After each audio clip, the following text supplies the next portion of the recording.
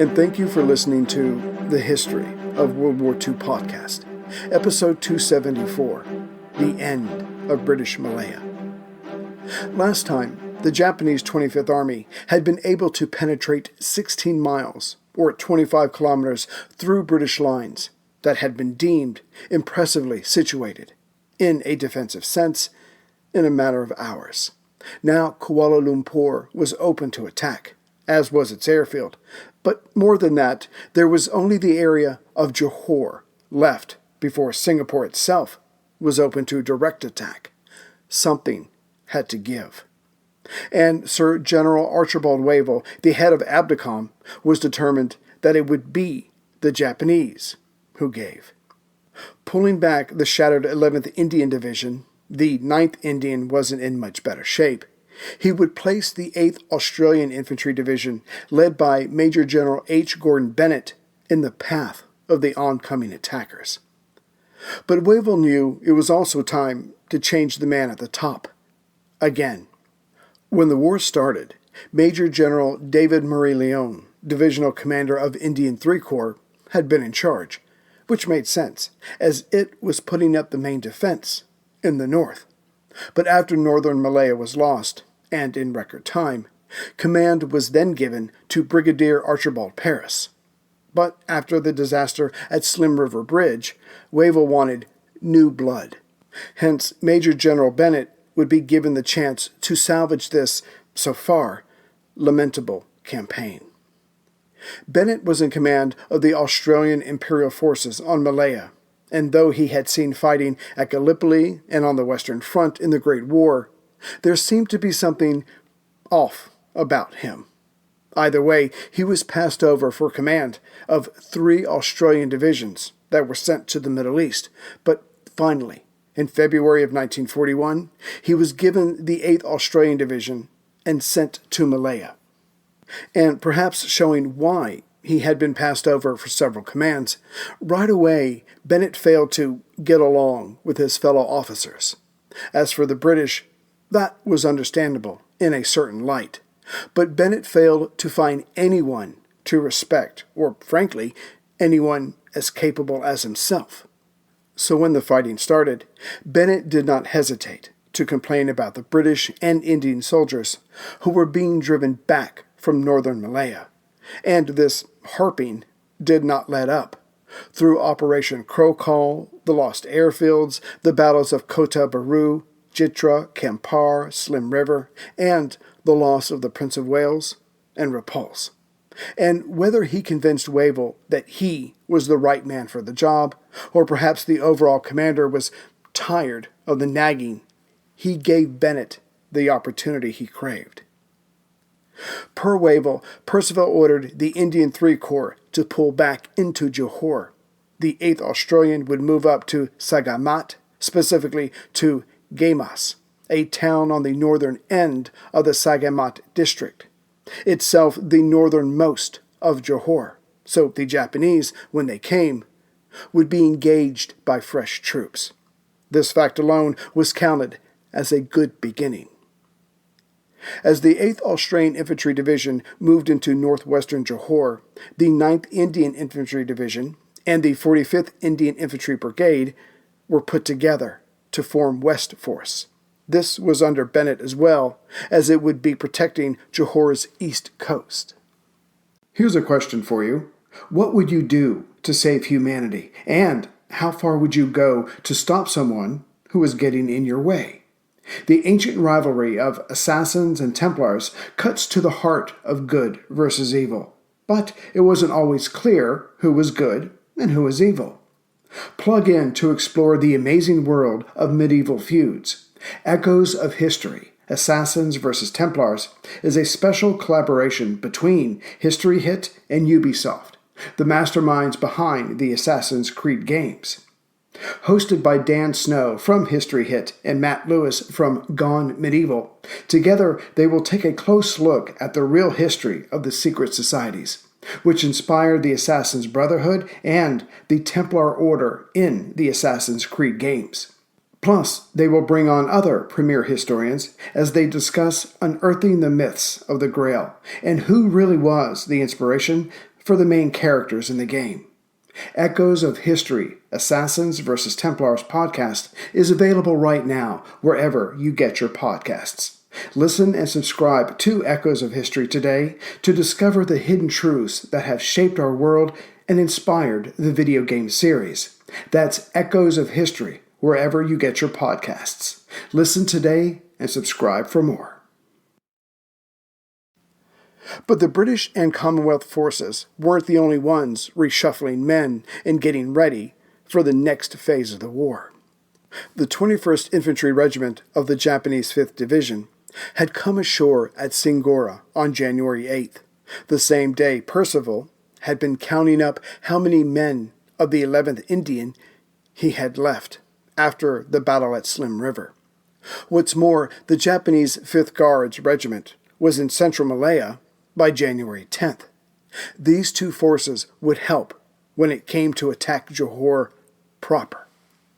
Lieutenant General Tomoyuki Yamashita, commander of the 25th Army, also wanted to plan an amphibious landing behind the enemy's front, like he had done during the Battle of Kampar, but this time he wanted it carried out on the east shore at Endau, which would be in northern Johore and thus just behind the enemy's front.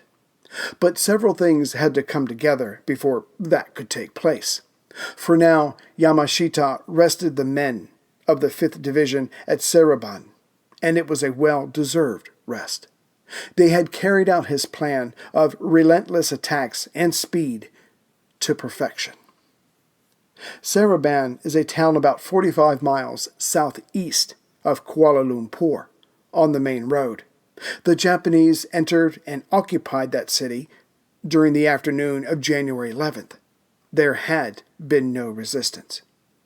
With this city taken, the Japanese were less than 200 miles, or 320 kilometers, from Singapore.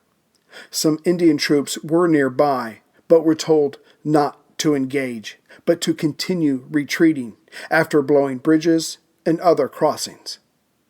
During the night of January 13th, the remaining troops of the 11th Indian Division passed through the new defensive line, manned by troops of West Force.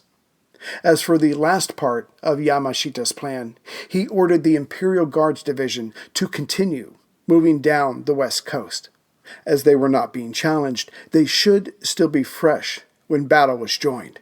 Besides, should the Guards get as far south as Yamashita believed they would, his men would be in a perfect position to either begin to turn the enemy's left flank or pitch off the center part of their line to destroy it. Either would get him closer to Singapore. As for the east coast, the Japanese 18th Division was coming down that way, having taken Kutan and its airfield on January 3rd. But it would be going too far to say that the attackers completely owned the skies. What British planes were left were being husbanded in Singapore, and when the war over Johore started, they would make themselves known. With Major General Gordon Bennett in control of the defenses now, he placed his 2 Australian brigade groups among the areas the Japanese were expected to come. They were supported by anti-tank units and 4 artillery regiments. As for the 45th Indian Infantry Brigade, that was sent to the west coast to check the advancing Imperial Guard. Knowing his overall position was an unenvious one, Bennett fell back on the same plan that had been tried, with some success, on the first day of battle. He would ambush the enemy's lead elements just west of Guaymas, along the bridge there. This would hopefully clog up the roads, give the enemy many wounded to deal with, and perhaps, as had happened because of the misfortunes of the 11th Indian, lower morale among the entire enemy army. On January 14th, in the afternoon, the Japanese came, in the form of tanks and troops on bicycles, down the main road. And as they attempted to cross the Gamanche Bridge at the place Bennett predicted, everything the Allies had that was close enough opened up. Soldiers on bikes started falling over. Tanks came to a stop. But the intensity of the defensive fire did not let up. Soon the invaders were backpedaling, some literally, as they strove to get out of the enemy's range. As all became quiet, reports were sent back to headquarters. The Australians claimed to have inflicted between 140 and 600 casualties, dead or wounded. However, the Japanese report said 70 dead and 57 wounded. Either way, it was a success for the Aussies, right out of the gate. Morale went up, and Bennett felt justified. And more good news, the bridge itself was destroyed during the ambush. All this had cost the Australians 1 dead, 9 wounded, and 6 captured. But the Japanese had been in this same situation several times since coming to Malaya, rushing headlong into a well-defended area, losing more men than they should have, only to back up and evaluate the road ahead of them, as well as the fields on either side. Early the next day, January 15th, the Japanese came again, this time to the west of the bridge attacked the day before. In truth, its destruction was not as complete as reported, and before the day was over, the Japanese would move closer to the bridge, their engineers covered as repairs were made, and their tanks crossing over before the sun set. As for the west-flanking attacking units, they came face to face with the 45th Indian Brigade, which was new and only partially trained before being sent to Malaya and thrown to the front line. Fortunately for the Green Defenders, they were standing on the south side of the Muar River. The Indian troops of the 45th Brigade gave a good account of themselves. The enemy before them did not cross over. Then again, they weren't trying to. The attack was a diversion, because at the same time, another Japanese unit had made an amphibious landing just behind the 45th. The untried and untrained Indians were caught in a vice.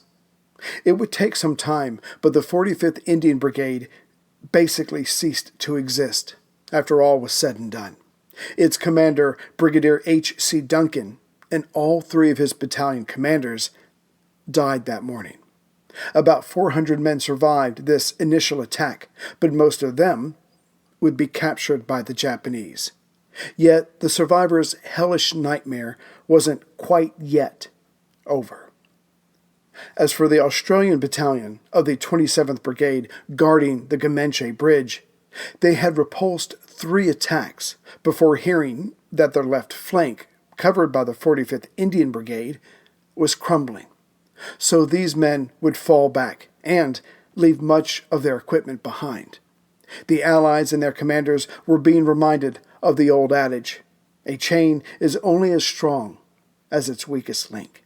And the Indians had not been trained in most basic defensive tactics, like recognizing a feint. Much of their time had been marching like soldiers. Like at Slim River, the battle for the most northern part of Johore was over. As the 45th Indian Brigade was being cut to pieces, Bennett sent 2 Australian infantry battalions to assist them. But by the time they got there, most of the Indian troops were dead. Still, the Australian anti-tank gunners managed to take out 9 enemy tanks, which gave the enemy in front of them pause. Now the surviving Indians and the newly arrived Australians had to worry about the enemy behind them as they tried to retreat. Their retreat, which would last 4 days, actually helped the most northern Australian units retreat from their position, as it became the focus of the Japanese. But in all, the front was falling apart. The center had been pierced, and the west flank, from the coast to the center, was being pushed back, just as fast as the Japanese could move. Back to the Australians and the survivors of the 45th Indian Infantry Brigade. As they fought their way to the southeast, they came upon another bridge. Hopefully they could cross over, then destroy it, which should give them more time to get away. But between the enemy's amphibious landing and the hard-driving Imperial Guards, who had been coming down the coast, that bridge at Sarit Sulong was already in enemy hands. The Australian and Indian troops, now called Moir Force, for the river they had been assigned to protect, got a new order from their commander, Lieutenant Colonel Charles Anderson. It was every man for himself. Some of the men ran for the jungle, others for the nearest rubber plantation, while others still made for the swamps, thinking the enemy would stay clear of those. As for the wounded, the every man for himself order went for them too. Some 135 to 300 men were left behind, who soon were in Japanese hands. Though the Japanese had to stay on the enemy's tail, a few days later their captives from the Australian 8th Division and the 45th Indian Infantry Brigade were dealt with. First, the POWs were beaten, as their very capture, per the Japanese mentality, meant that they were unworthy to live. Some were tied up with wire and then gunned down. Others had petrol poured over them and set aflame. Still others, according to local accounts, were tied together in a group, made to stand on the side of the bridge. Then one of them was shot and, falling over, dragged his comrades down with him to the river below. Incredibly, Lieutenant Ben Hackney of the Australian 229th Battalion faked his death. He was lying under a pile of men who had been shot and crawled into the jungle. He crawled because both of his legs had been broken by rifle butts. 6 weeks later, he was recaptured and put into a POW camp. Later, he would be forced to work on the Burma Railway, but survived the overall war. Later, he and a few others told war crimes investigators their stories. By January 22nd, the survivors of Moir Force had reached southern Johore. Still, the Allies had just lost another 3,000 men, including 1 brigadier and 4 battalion commanders. The 45th Indian Brigade was down to just 400 men. With the center and left flank shattered, the right flank fared no better. The Japanese 18th Division, which had been pushing just as hard on the east coast, took Endau on January 20th. In fact, they kept pushing the Australians back, all the way to Mersing. But there, the defenders managed to hold out, as their artillery served them well.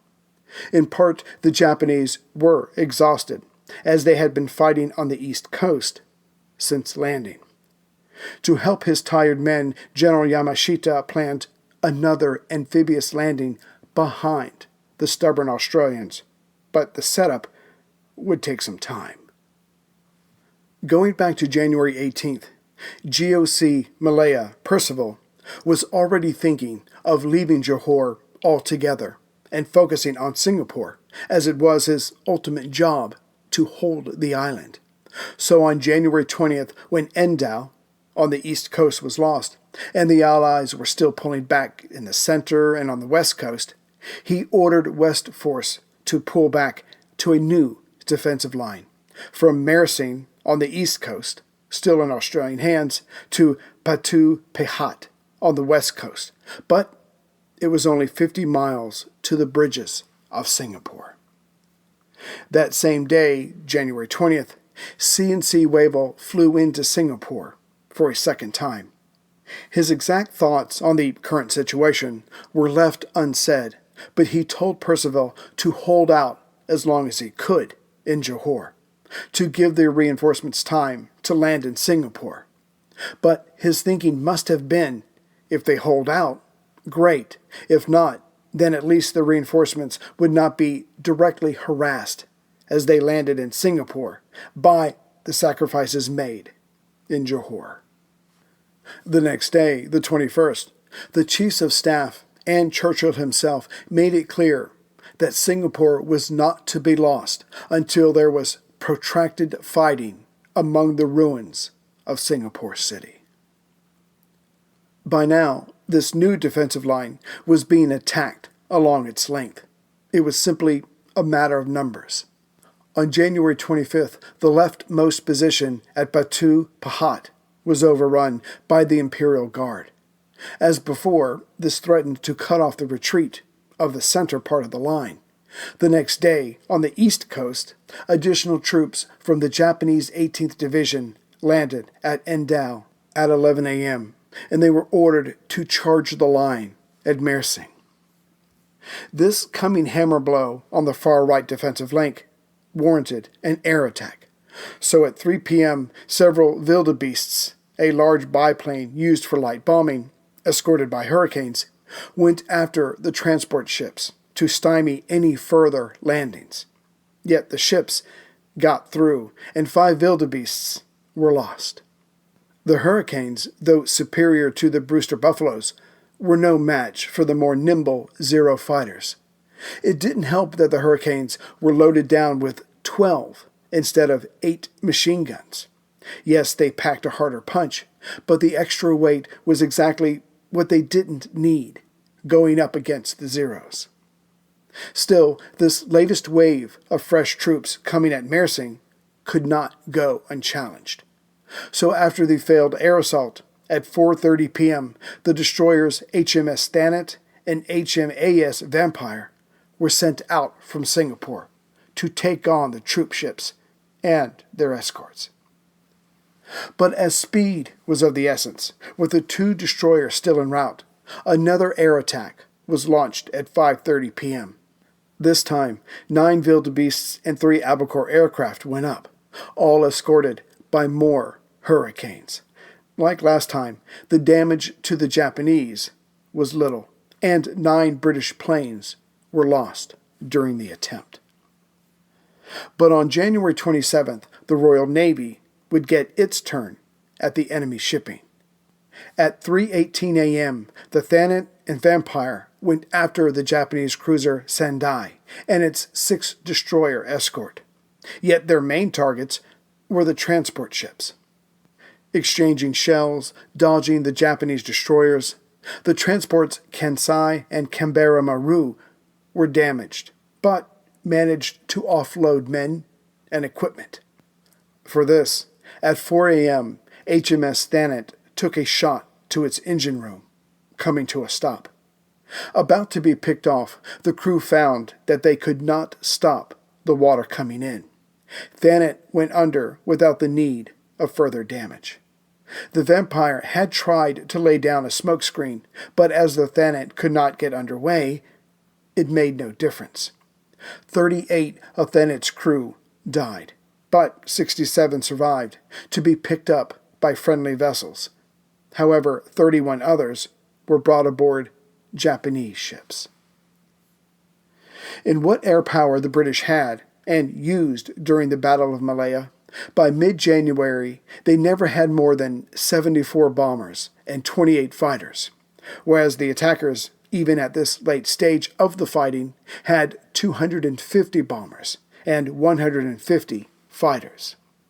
Back on the ground, with the defenders' left flank overrun and its right flank under even more pressure from the newly arrived troops, the center prudently pulled back as to not be cut off from further retreating.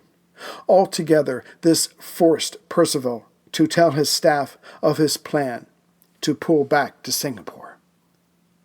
Starting on January 24th, as both the center and left flank were already pulling back, the defenders began, to the best of their ability, a general retreat to Singapore Island.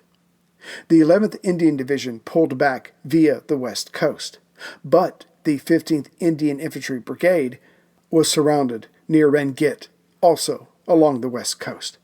Yet they would hold out until the survivors were evacuated by sea between January 28th and February 1st. The 28th Indian Infantry Brigade and the 53rd British Infantry Brigade used the distraction of the surrounded 15th Indian to fall back to the island, crossing over during the night of January 30th. As for the center of the defensive line, the 27th Australian Infantry Brigade used the main road, to stay one step ahead of the enemy's 21st Infantry Brigade. By staying calm and occasionally stopping to check the enemy's advance with well-concentrated fire, the Australians crossed over to Singapore at the end of January. It did not go so well for some of the men of the 9th Indian Infantry Division on the right flank. On January 28th, they came upon an enemy roadblock. The brigade commander, having had enough of the fighting, ordered his men into the jungle. They would make their way south, off-road. But after 4 days of dealing with Malay's jungle, they ran into another Japanese force in their path. By now, the retreating troops were down to only 350 men. They chose to surrender rather than try to outflank the more numerous enemy as the land narrowed. Along with it, their options. By the end of January, there was only one bridge left to Singapore, called the Causeway at Johore, Baru. It was 1,100 yards long and 70 feet wide. At 8:15 a.m. on the last day of January, the last British unit crossed over. Inexplicably, the Japanese 3rd Air Division, now truly master of the skies over Singapore, did not attempt to bomb it, though they watched as trucks and vehicles of all kinds poured over, carrying enemy troops. Yamashita had stressed the importance of destroying the defenders before they reached the island. With the last unit over, explosives attached to the causeway were detonated. Ironically, the retreat had gone much better than any of the fighting, but the Battle of Malaya was over. The Japanese 25th Army had reached the end of Johore in just 55 days. Percival told the troops on the island, "The Battle of Malaya has come to an end, and the Battle of Singapore has started. Today we stand beleaguered in our island fortress. Our task is to hold this fortress until help can come." Yet the defenses on Singapore were not as strong as they could have been. When the fighting had been at its most intense at Mersing, engineers had begged Percival to be allowed to build up the defenses there. His reply was a curt no, because, quote, "defenses are bad for morale," unquote. He had the same attitude at Singapore.